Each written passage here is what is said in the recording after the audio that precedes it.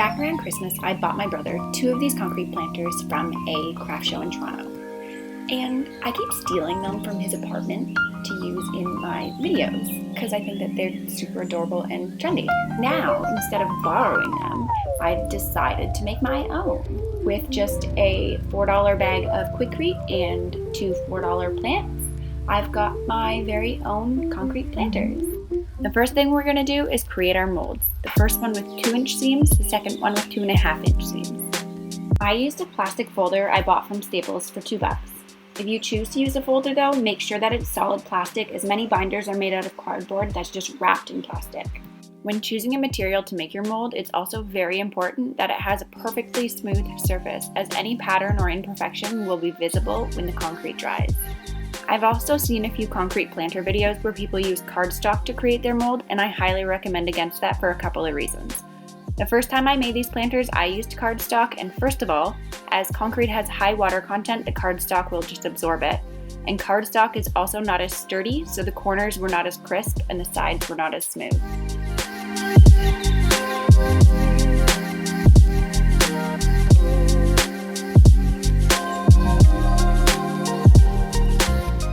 For this design, you'll need 8 triangles and 5 squares. Using packing tape or duct tape or tuck tape, begin piecing your mold together, doing triangle, square, triangle, square.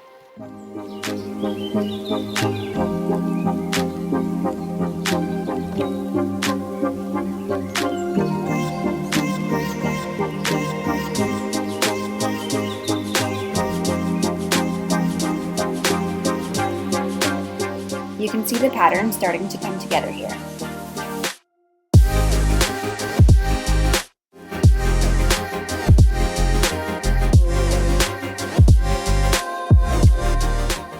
Make sure your seams don't have any gaps in them, as these little imperfections will be way more prominent once it dries.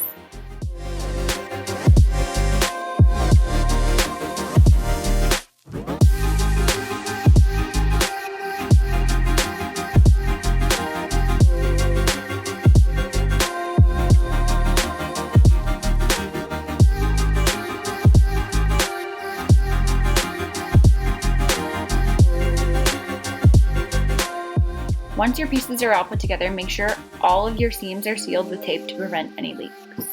Trim the tape at the top of your mold to make sure it doesn't leave any impressions on the concrete. Now repeat these steps with a 2.5-inch seam length.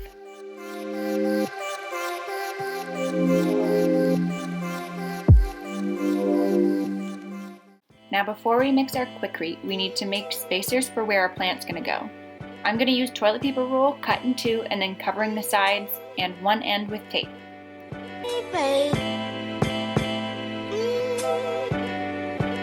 Now it's time to mix our concrete. I used Quikrete, which I got for $4 from Home Depot, and all you have to do is add water. When adding water, less is definitely more. So start with a little bit and slowly add more until your mix reaches the consistency of oatmeal. As you add the mix to your mold, it is super important to agitate it and then vibrate it.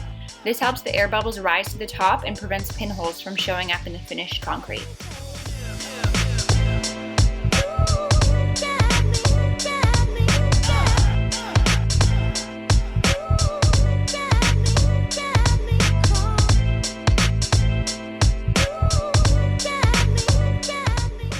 Once it's almost full, gently push down the toilet paper roll into the form and fill up the sides if necessary. Now place screws or rocks or marbles into the tube to prevent it from floating and shifting.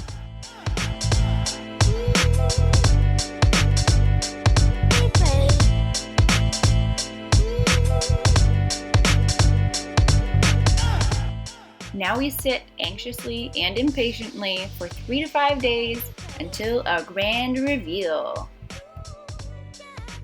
Empty out the screws and pull out the toilet paper roll, and piece by piece peel off the plastic and reveal your snazzy new planter.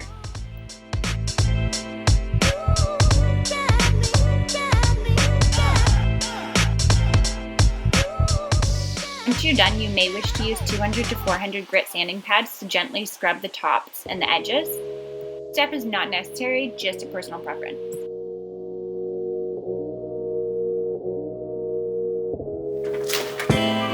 Hey, we're gonna go down to the local home hardware store and grab ourselves some succulents. So quick before we go, I want to introduce you to my girl Blue. She's a 2005 Saturn Relay, and I never thought that I would be caught dead driving a minivan, but this girl is a gem and she has definitely won my heart. Cooking soul.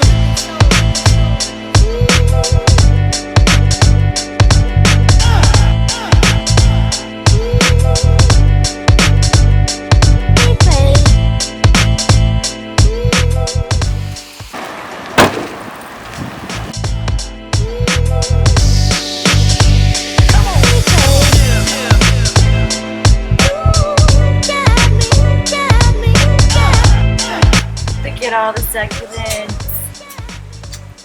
So I think we should get a small one, a big one, this purple one, one of the green ones, maybe one of these tall ones, the short one, the spiky one,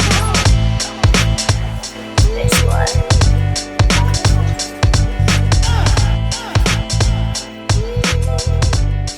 That do you like? Yes. Okay, let's head back and get these cuties planted.